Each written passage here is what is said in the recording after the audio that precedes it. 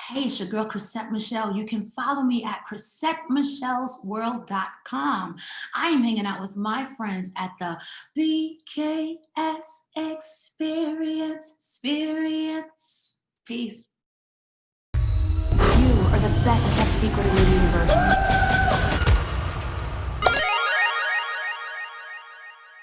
I'm ready. Let's get it started. Ladies and gentlemen, welcome to another episode of the BKS Experience. I'm yours truly, Mr. Live to Inspire, Eddie Brown. And I am celebrity photographer, Ty Waterman. And before we get started, make sure y'all click the like button, drop a comment, and subscribe if you're not already. Today, oh my God, I'm so nervous. Y'all don't understand how nervous I am.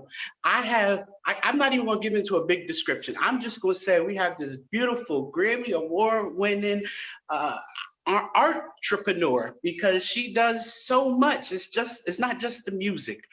I have Chrisette Michele in the building. Hi, I like that artrepreneur. I learned it today, and when I heard it, I said, it fits you because you're more than just the music. And your music is not, when you first started, everyone assumed like it was like that neo soul thing, but you actually, to my knowledge, got started with like doing rap type stuff, right? Yeah, in New York, you don't have a choice. We sound like we're rapping when we're just talking. So, you rap. You start off rapping. A saxophone player and a rapper. But you got jazz, your voice is so sultry, and that music, oh man, when it hits you, that's when I first fell in love. You know how they say love at first sight? I fell in love with you at first sound. When I first heard you, I caught you at, we live in Connecticut, so I caught you at Raheem Devon's tour that came through Connecticut, never heard of you. And when I heard your music, I was like, wow, I'm in love. So the casino, every time you come to the casino, I catch you. But one time as a photographer, I got offered to shoot a show at the Apollo. It was for the Power to End Strokes Award. And I wasn't going to go. I just got out the hospital. I was still recovering. But when they said you were going to be there, I healed up real fast. Oh. Did the show. You actually brought your mother out on stage. Yes, you had on matching blue and white. I remember. Oh, beautiful. The pictures, I just remember taking those pictures and just feeling everything through the lens, but also when you would sing. But what was more amazing to me in Connecticut, when they tell you they got an after party, that means that the celebrity ain't coming, they just trying to get more money out you. So literally after the show, when they said, oh, where are you? I was like, I'm about to go to my room. They said, no, Chrisette Michele was here. I lost my mind, ran in that room, and the first person I run into is you. I couldn't even say anything. You were the very first celebrity in all my existence of shooting celebrities that I ever got starstruck. Oh, wow. So I'm nervous doing this. It's the easiest way to get me is to tell me that we'll dance. Okay, I will do that. I love to dance. Okay, well, I don't know how, unfortunately, but you can teach me. You don't have to. Just put your hands in the air and let go. I'll do that. So let's get into the music. I recently heard a new track called Wait. Wait, yeah. I need to wait, yeah. I need to wait. Thank you. Your music is usually like, to me, my interpretation is like love. It's about relationships. It's about empowerment. And when I heard that track, I wasn't expecting it to have that gospel feel. And literally, when you're going through stuff, sometimes they tell you to be still and just wait, and God will, do the rest. That hit me when I heard your version. Wow, thank you. I didn't want anybody to feel judged when they listened. I didn't want anybody to feel, well, I don't know about gospel music, so I can't, understand, or this language is not for me. I wanted anybody who needed to wait to just feel encouraged that it's going to be all right.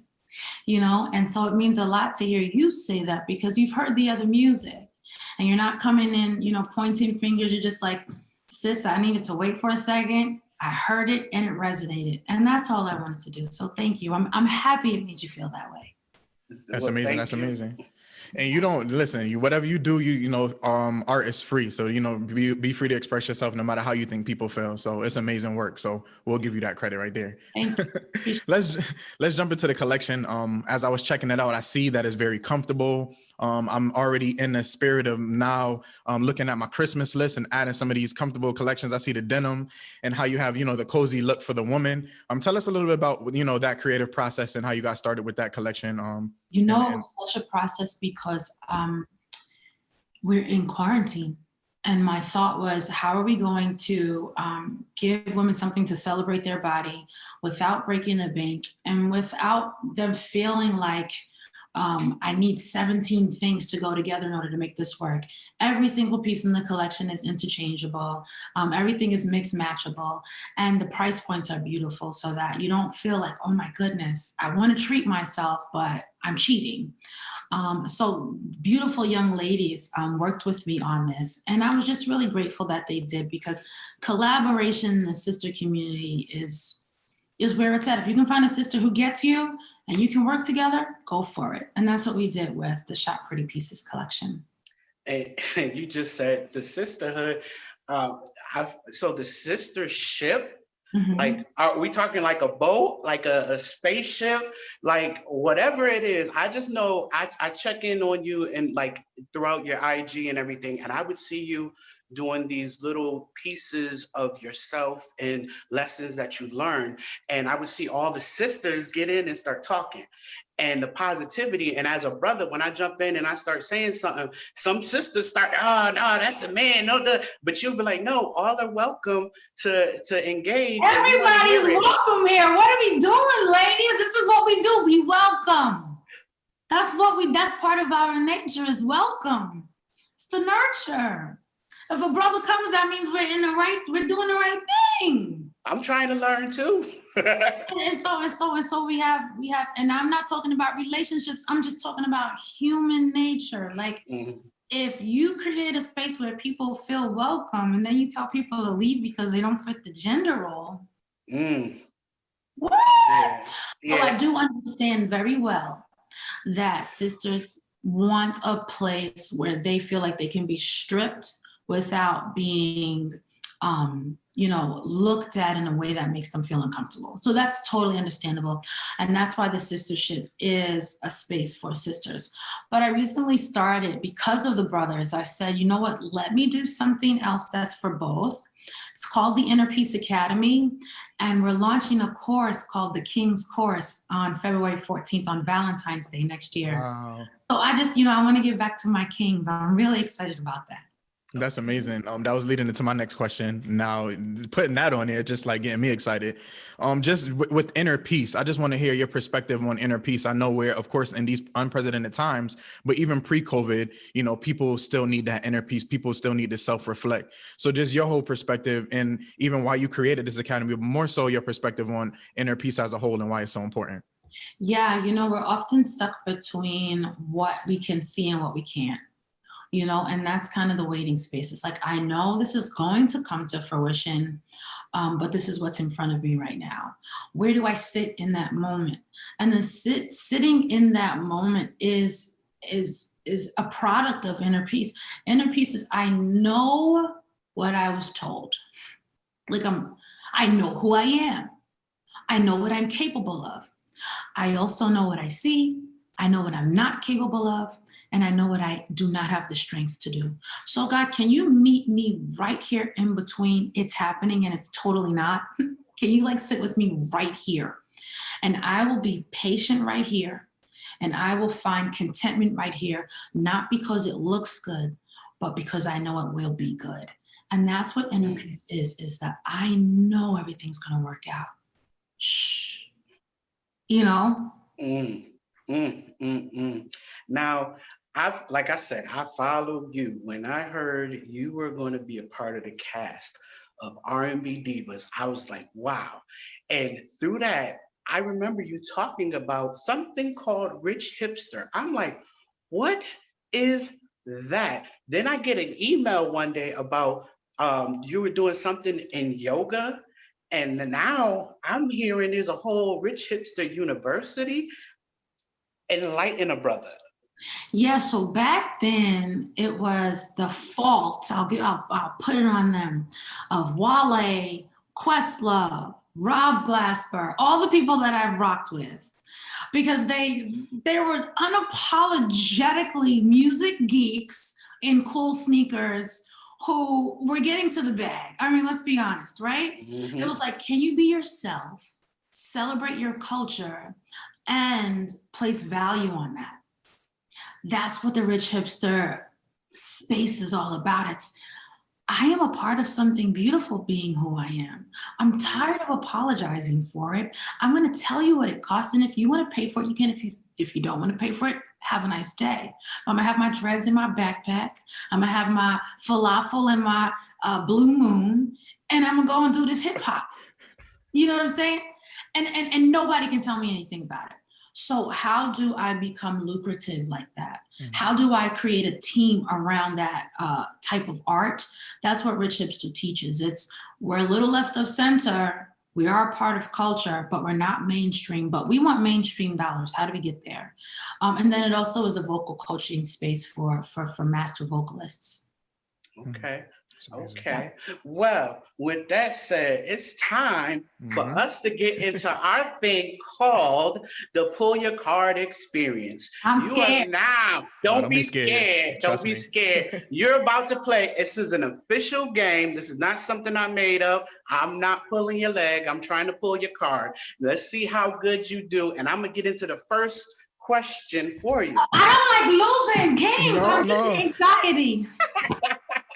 Don't think that. You got this. You got this. Listen, like I said, I was nervous, and this is my chance to shine because this is my floor right here. So let's see how good you do. We know you can sing, but can you do some trivia? Okay, here we go. In 1996, the hip-hop group The Fugees released the song Killing Me Softly, which was previously covered by this singer in 1973. Was it A, Dionne Warwick, B, Minnie Riperton, C, Nina Simone, or D, Roberta Flack? That one's too easy. You have to give me a harder one. Okay, so what was it then? Roberta Flack. You are correct. Okay. Okay. I knew you were gonna start with the Fugees or Lauryn Hill because you care.